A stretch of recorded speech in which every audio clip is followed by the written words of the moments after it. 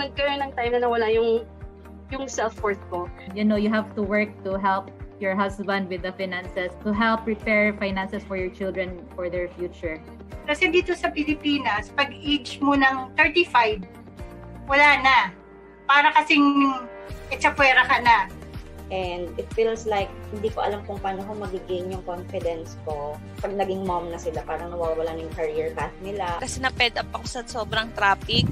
So, papasok, dahil madaling araw, either mag-grab ako or mag-aangkas, which is malaki-laki yung expenses. The time spent with your kids and family are far more important than any job title out there. Nag-decide ako na maghanap ng online job at nakakuha nga ako. Sobrang saya ko talaga. Kaya tinulungan ko rin yung iba kong mga mommy friends at nagkaroon rin sila ng sarili nilang online job. Kaya doon ako na-inspire at nag-decide na simula ng Filipina home-based moms. FH Moms Community was created for mothers, for single women, for women professionals and entrepreneurs, for women overseas Filipino workers, for differently abled women, and even for young at heart women. FH Moms is a women community. Nung nagsimula yung FH Moms, hindi ko in-expect na ganito ka magiging malaki. Ngayon, meron na kaming more than 250,000 members nationwide. Dati, ang tingin ng mga tao sa amin, community lang. No? Ngayon, social enterprise na kami with different projects na tumutulong sa mga kababaihan. We have free webinars about freelancing, entrepreneurship, parenting, and personal growth. We offer online short courses as well as mastery courses with trainers' 1-year support. We also run a scholarship program and an internship program. We also facilitate charity activities where we are joined by community members as volunteers. Job matching program is something they can also look forward to, as well as e-commerce program. And to celebrate motherhood, we also have online bootcamp for kids. We also have the computer rent-to-own program for members who need assistance in acquiring a computer set. Aspire to be a strong-willed, independent woman. Mas gusto kong maging productive at saka naniniwala ako sa continuous learning. Inspire other women. Everyone was uplifting each other. Everyone was trying to help each other. In this world, you have to be more kind. You have to be more helpful because everyone is fighting their own battles, and you have to understand, you have to empathize, and that is what FH Moms is doing with all the moms out there. Even if you're not a mom, you would feel welcome. Empower each woman to be in their fullest potential. And most importantly, Mommy MK and the team model humility and generosity. Talagang ito yung very evident, which impacted me the most. So it gave me the desire to share freely to others what I learned freely from the FH Moms community. And I've always loved the community, the motive of the community, that is to change the world one mom at a time. Good job, FH Moms. Aspire, inspire, empower. Nothing is stronger than a community of women lifting each other up. To be among women who have genuinely tried to help people. This is something that I feel passionately about, and then this is something that I saw in FH Moms. God is good. Kasi parang naturo sa akin itong FH Moms na pinakita sa akin na kahit nasa bahay ka, kahit nag-aalaga ka ng anak mo, it won't stop na dun ka lang. Yun lang yung pwede mong gawin. Without this community, I'm not here in this situation. So, FH Moms po yung nag-guide and nag-mold sa akin to be the best working at home mom I could ever be. Ang pinakamalaking impact sa FH Moms sa akin is their quote, which is moving forward, giving back. That's the very essence of FH Moms eh. That's what I like about this group kasi we encourage and inspire each other to keep dreaming, to chase our dreams. It's actually a big impact kasi if you are losing hope and wala ka ng gana and all, but because of this page, mapapasana all ka. Dahil sa online job, natupad ko yung mga pangarap ko at ang pinakapangarap ko na lang ay matupad yung pangarap ng lahat ng mga mommies. Huwag tayong titigil na abutin lahat ng mga pangarap natin, masipagan pa natin at huwag tayong susuko. Kaya kung feeling nyo hindi kayo techie, feeling nyo hindi pasok ang edad nyo para dito sa online freelancing, huwag nyong iisipin yon kasi sobrang daming opportunities ang pwedeng ibigay sa inyo online. At nandito ang Filipina Home-Based Moms para suportahan kayo. Para sa mga naghahanap ng online job at gusto ring matuto pagdating sa online business, you can join Filipina Home-Based Moms Facebook group. My name is MK Bertulfo, CEO and founder of Filipina Home-Based Moms, and our goal is to change lives one mom at a time.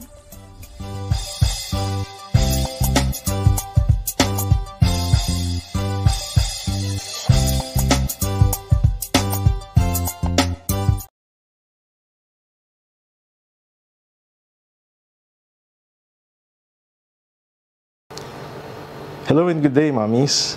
I'm Paul from iRentmo. iRentmo is your one-stop shop for buying, renting, and rent-to-own electronics and computer products. So with our partnership with FH Moms, we also offer mastery courses on our website. You can check them out on the link above. So ngayon, mommies, ang pag-uusapan po natin ay computer specs to help you on your VA journey. So ano nga ba ang mga kailangan nating malaman about computers para tayo ay makapagsimula sa ating VA or remote work from home journey? So, bigyan ko lang po kayo ng konting background about myself para siguro maniwala kayo sa akin sa aking mga sasabihin about sa mga computer specs requirements. Ako po ay dating nagwo-work sa isang outsourcing firm. Actually, I was a co-founder of an outsourcing firm before I established iRentmo with my partners. So, meron akong kahit papaano konting kaalaman in terms of ano ba yung mga hinahanap ng mga clients in terms of computer specs or hardware. So, ang unang-una kasi namin tinatalakay tuwing meron kaming bagong project is ano nga ba ang trabaho na gagawin ng mga staff. So, based on that, dun kami bubuo ng mga computer specs para sa client. And i-approve nila yon. Or minsan, yung mga client mismo yung nagbibigay na kung ano yung specs na kailangan nila. Kasi may mga clients po na alam na nila kung ano yung dapat na specs ng computers na gagamitin ng kanilang mga workers. So, yun po yung pag-uusapan natin ngayon. Iisa-isahin natin yung ano ba ang mga iba't ibang klaseng trabaho at saka kung ano yung mga hinahanap na hardware sa bawat trabaho. So mga mommies, kung meron kayong mga katanungan or comments, hintayin lang po natin matapos yung video and then we'll answer all of them. So before tayo magsimula, isa-isahin po natin yung mga importanteng components ng isang computer para malaman natin kung ano yung ibig sabihin ng ating pag-uusapan, di ba? So, unang-una is yung CPU or yung Central Processing Unit. Ito po yung pagka nag-check kayo ng mga hardware specs, yun yung Intel Core i5, Intel Core i7, Intel Core i9. Yan po yung utak ng ating computer.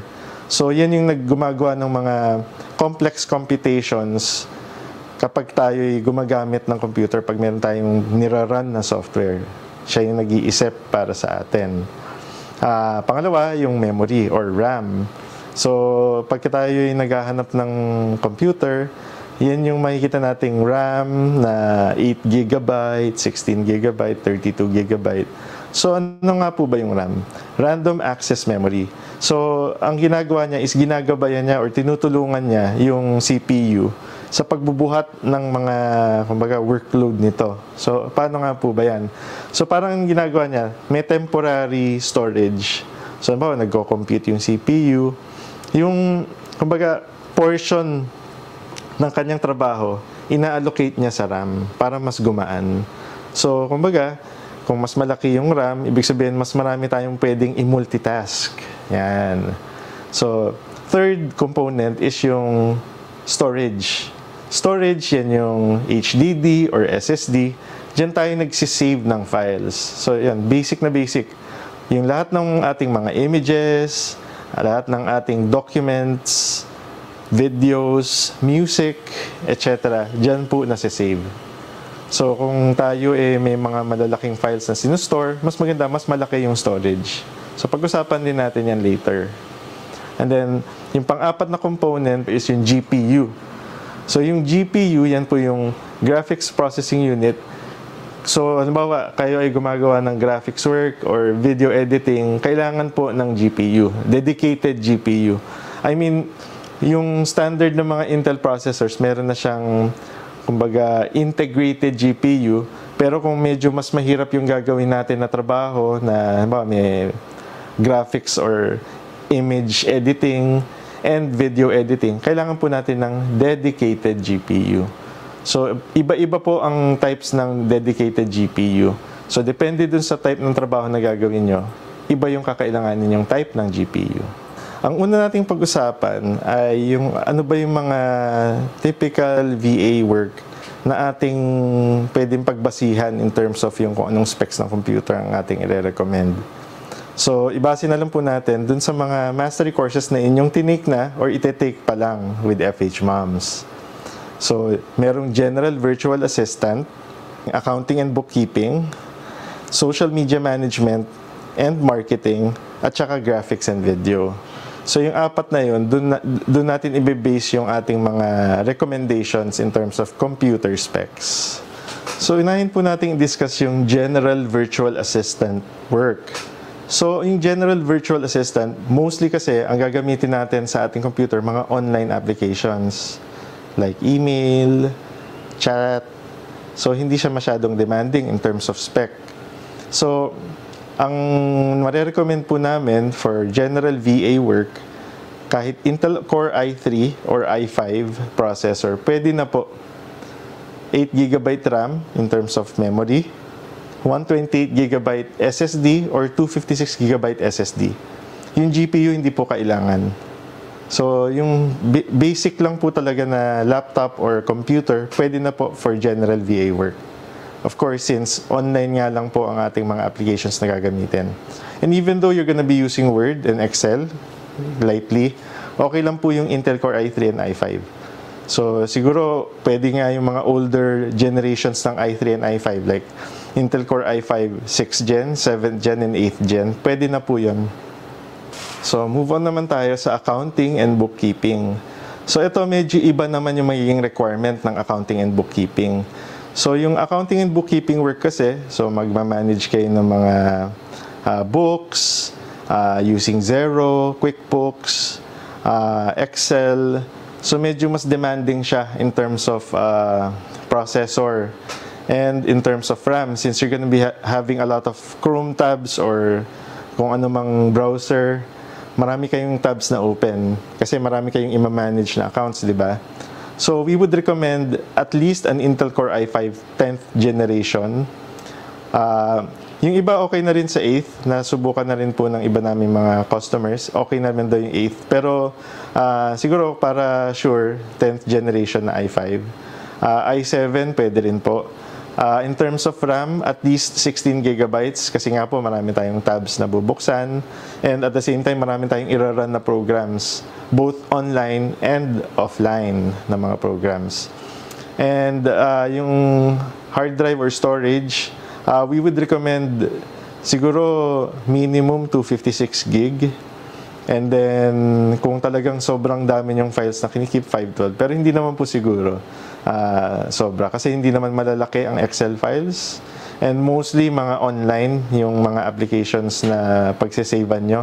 Kasi yung mga Zoho, QuickBooks, meron na siyang mga online repositories. So, yan. GPU, hindi po kailangan. Ayan. So, social media management. So, yung social media management, it's more on yung minamanage natin yung Facebook, Instagram, TikTok, YouTube account ng ating mga clients. So, hindi siya demanding kasi mostly online applications ang ating pupuntiryahin, di ba? So, basic na siguro pwede like Intel Core i3, i5, 6th, 7th, 8th Gen, 8GB RAM for memory. And yung storage, kahit siguro 128GB, kung hindi naman tayo nagsusstore ng maraming images. And if ever meron tayong mga images na sinusupply yung client para i-post, pwede na rin po siguro yung 256. Pero pwede nyo naman burahin or pwede nyo i-save online. Usually kasi yung mga clients natin, pag nagpo-provide ng images nila, may repository silang pinoprovide like Dropbox or Google Drive. So yan, kahit basic lang po, pwede na. Yan, graphics and video editing. So ito po yung may pinakamataas na spec requirement. Kasi po, medyo heavy yung pag-use ng mga graphics and video editing applications in terms of CPU, memory, and GPU.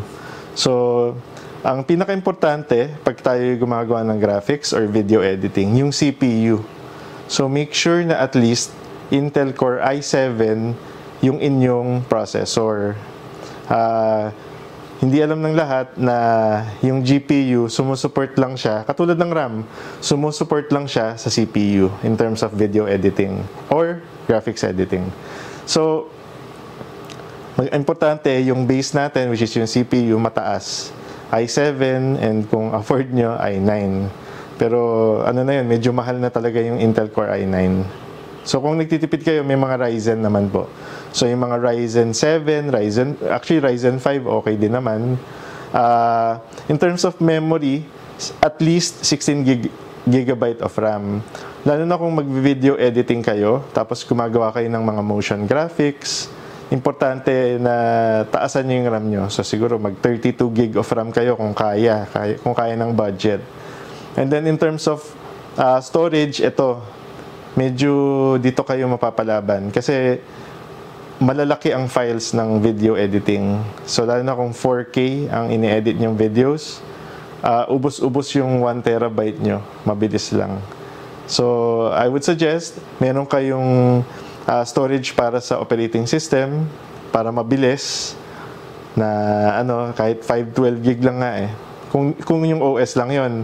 And then, mag-purchase pa kayo ng storage para sa inyong mga files. So, doon nyo gagamitin doon nyo papagalawin yung video editing or graphics editing na application. So, 1 terabyte, 2 terabyte na additional SSD.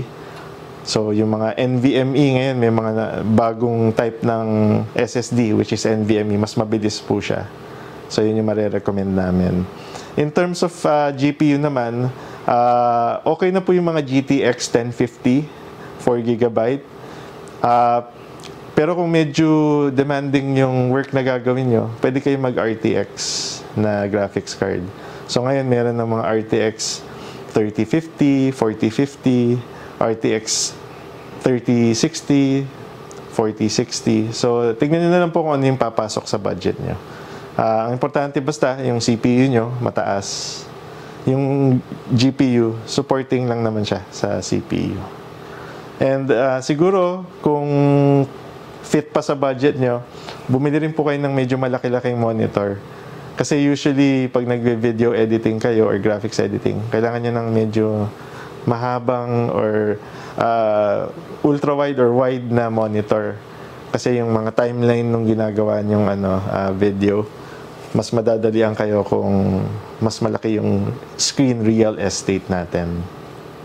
Pero kung wala pa naman sa budget, okay naman yung dalawang monitor or yung laptop plus isang monitor. Ayan. Okay, so bigyan ko lang kayo ng additional tips about yung siguro additional hardware if you still have the budget. Based nga po dun sa experience namin with our clients before when I was still working at an outsourcing firm. So, siguro yung pinaka dinedemand ng mga clients is yung reliability. So, when we talk about reliability, ano-ano po ba yun? So, unang-una yung internet. It has to be fast, but it also has to be reliable. So, reliable in a sense na, naputulan ng internet, or, di ba, PLDT, ang daming problema. Minsan, every week, napuputulan or bumabagal. Kailangan natin ng backup. So, dun sa dati naming office, meron kaming redundancy. Literal na isa pang line na gigabit internet na line na in case na maputol yung main, lilipat siya automatically dun sa pangalawang internet connection. Pero if you're work from home individual or VA, okay na po yung mga mobile Wi-Fi modems. Pwede po siya, lalo na yung mga LTE, mabilis po siya. Ako ang ginagamit ko actually ito, yung PLDT LTE Wi-Fi modem. So halimbawa, let's say bumagal or nawalan ng internet do sa main na internet namin, ginagamit ko lang to. Hindi ko napapansin yung difference kahit medyo malalaking files minsan yung tinatransfer ko. It's very reliable. Pangalawa, yung pagka-brown out or pagka nawalan ng kuryente or na-disrupt yung kuryente, ano ba yung ginagawa natin, 'di ba? So dati generator kasi ang ginagamit. Pero ngayon hindi na naman kailangan bumili ng generator. Ang kailangan nyo lang is maging productive pa rin. So, di ba, may internet na kayo, pero kung wala kayong kuryente, hindi nyo magagamit to. So, meron tayong mga power stations katulad nito. So, kaya niyang i-power yung PC siguro for 6 to 8 hours. PC na may GPU pero kung laptop lang, so yung laptop may battery na siya, and at the same time, pag may ganito pa, siguro kahit 2 days kayong mag-work.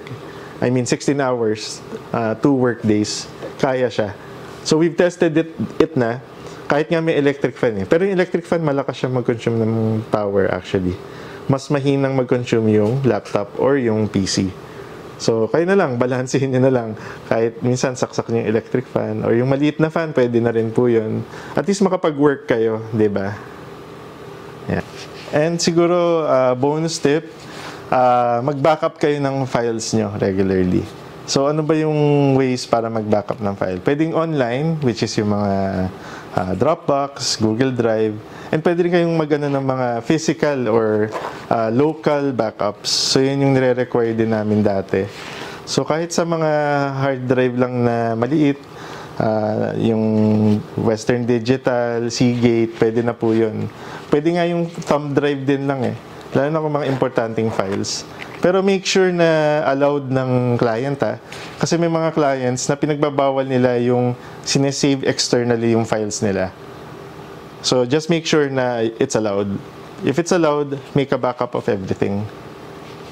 You would thank me for it pagka nangyari nabura lahat ng files nyo at meron kayong backup. It's so important. So ayun mga mamis, maraming salamat po for your time once again. Kung meron po kayong mga questions or comments, we'll answer them after the video. So, hope to see you soon again. And hopefully nakatulong kami kahit papaano. And make sure to visit our Facebook page, our website, our TikTok, and our Instagram pages. So, yun po. Maraming salamat and good evening.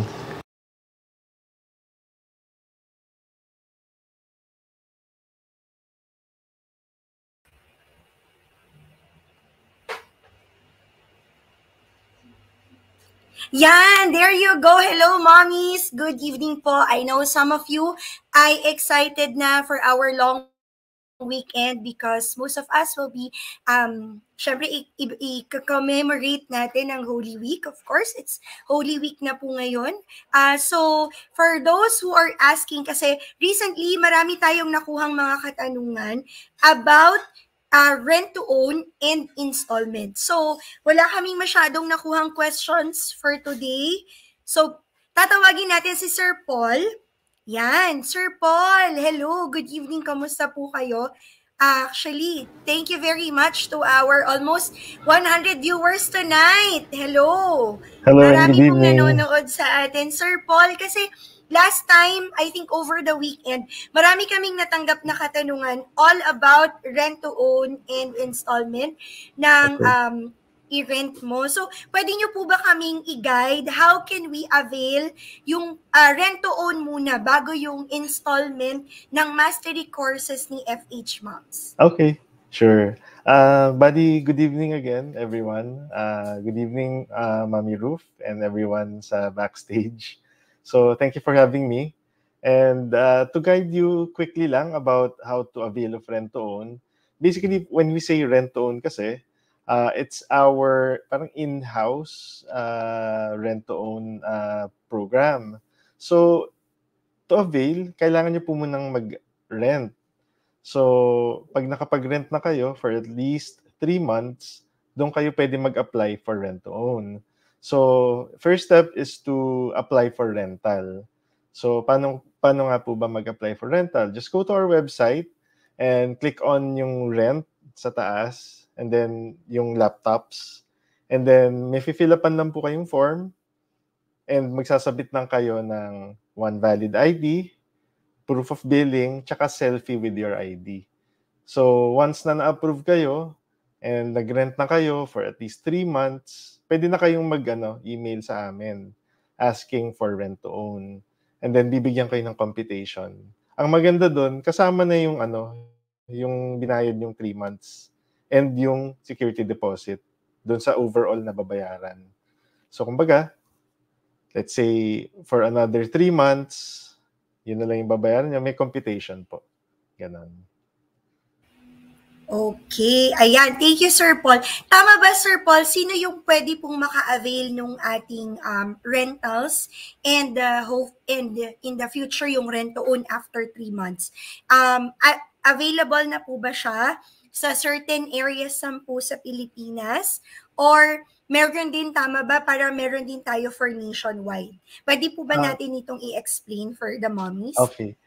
For rent-to-own po, or for rentals, unang-una for rentals, within Metro Manila, parts of Cavite, parts of Rizal sa ngayon. So outside po, hindi pa po kami nag-offer ng rentals. And of course, yung rent-to-own.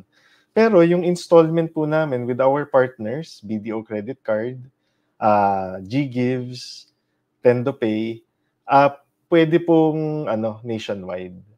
So, magsasubmit lang po kayo ng mga requirements sa TendoPay or sa GGives. And pagka BDO Credit Card, as long as meron kayong BDO Credit Card, ma-avail nyo na po. Basta sa checkout, sundin nyo lang po yung nasa video, yung steps. And then, yun po, madali na po siya. As long as you have a BDO Credit Card.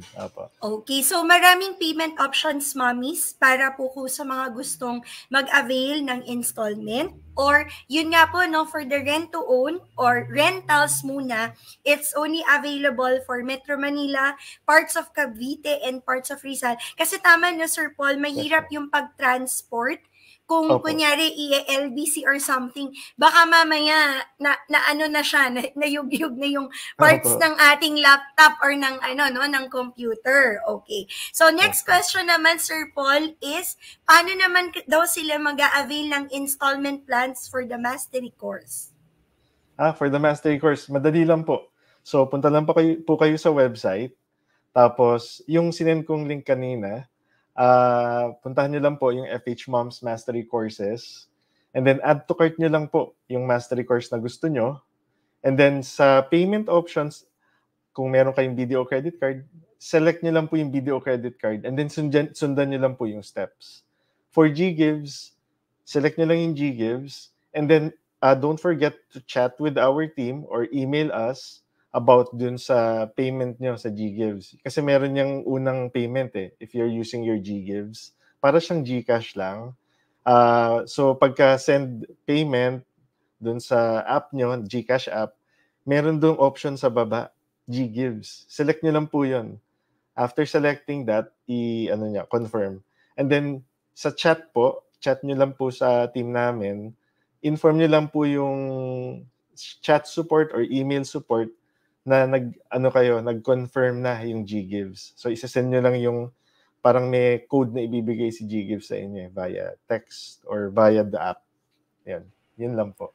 Yes, okay. So may pahabol na katanungan. Sir Paul, how much daw po, siguro yung sa rental to, can we give like the average, sir, nung price, nung rental natin? Kasi di ba iba-iba kasi yung range ng prices because depende sa specs, mommy.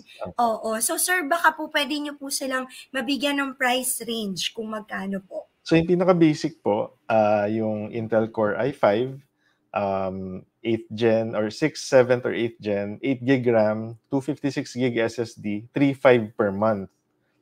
Meron din po kaming kung daily, 500 a day, or kung weekly, 1,500 per week. Pagka yung medyo higher end, let's say i7 or may 16 gig RAM, medyo tataas po, ranging from 4,250, 4,000, and then pagka yung may mga dedicated GPU, aabot na po ng mga 5,000 per month. Ganun po. Ayan. And of course, lastly, saan daw makikita yung link? Sir Paul, pwede niyo po bang banggitin ulit yung link kung paano po sila? Yes, sir. Opo. Bali, punta po kayo sa website, and then ang kiklik nyo lang po na link is yung sa rent and then laptops. So, makikita nyo po yun, rent and then laptops. Okay. Parang may drop down po. So, click nyo lang po yung laptops under yung rent na menu. Ayan. So, for the website, mommies, that's irentmo.com. Same thing din, no, Sir Paul, no? For installment plans ng mastery courses, pwede rin silang pumunta sa irentmo.com to Yes, check ma'am. din yung nasa ano. pinakababa lang po yung FH Mom. So, let's say nasa homepage na kayo ng Irentmo. Merong dedicated na page for FH Moms. Scroll nyo lang po all the way down, makikita nyo yung About Us, How It Works, and FH Moms. So, nandun po sa pinakababa. Ayan, Click sir nyo lang po, po sorry. May idadagdag pa. 3,500 per month, payable within. Ilang months daw po babayaran? Ay, for rental po kasi, on a monthly basis. So, halimbawa, magre-rent kayo for this month, 3,500. And then, kung i-extend nyo for another month, another 3,500. Ganun po. I think you're pertaining to installment. That would depend po. Kasi, depende po dun sa specs nung laptop. So, it would vary. So, let's say 3,500 per month, pero may mga specific units po kasi na mas mahal talaga kaysa compared to other units. Even though parang same lang yung specs nila. Let's say, parehong i5, pero yung isang unit, 6th gen, yung isa naman, 10th gen, so mas bago. So, although parang pareho lang sila, and then parang magkalapit lang yung monthly rental rate nila, when you purchase it via rent-to-own, may iba yung rate niya, slightly. Since mas bago or mas modelo yung laptop na isa compared to the other one. Ganun. Yay! Very nice. Ako, Sir Paul, thank you very much. Please Salamat promote din po. once again po ang Irentmo for other questions. Syempre, visit nyo po ang ating Irentmo pages. So, sir, pwede nyo po bang i-promote ulit kung saan makikita ang Irentmo via Facebook, TikTok, website? Yan. Okay, so for our websites, it's www.irentmo.com. So www.irentmo.com.